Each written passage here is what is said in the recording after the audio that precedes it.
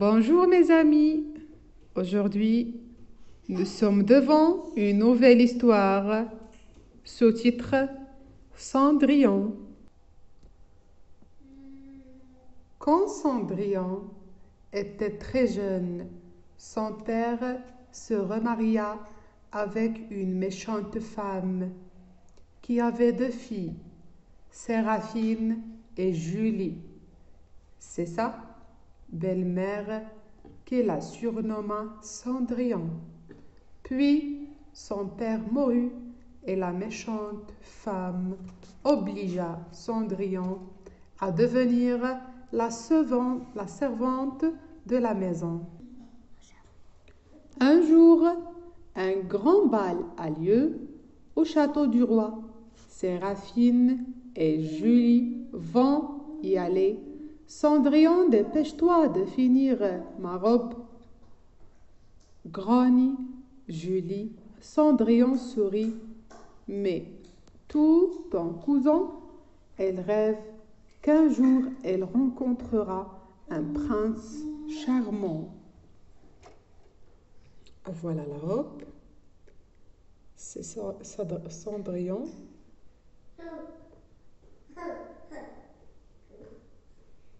Voilà ses sœurs. Les 2 sœurs sont enfin prêtes.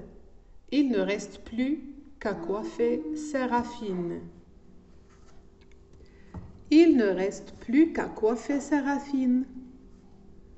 J'aimerais vous accompagner, dit Cendrillon. Tes vêtements sont tout abîmés, se moquent les 2 sœurs. Seules les belles dames sont invitées. Tant pis, je garderai la maison, pense Cendrillon en agitant la main tristement. Profite de notre absence pour nettoyer les carreaux et cirer le parquet. Ordonne Julie avant de s'en aller. Cendrillon se trouve seule sur les marches de l'escalier et elle se met à pleurer. Pourtant, j'aimerais tant aller danser au bal. À ce moment-là, une femme apparaît. Elle chantonne. Grâce à moi, tu iras au bal. Je suis ta marraine, la fée. La fée secoue sa baguette. Abracadabra, bracadabos. Elle transforme une citrouille en carrosse. Puis, elle demande à Cendrillon, « Va vite, chercher 6 lézards et plein de souris, abracadabra, abracadabri. » Peu après, les souris deviennent des chevaux, les lézards des laquais et des serviteurs. Dit la marraine en regardant Cendrillon. Il manque encore quelque chose.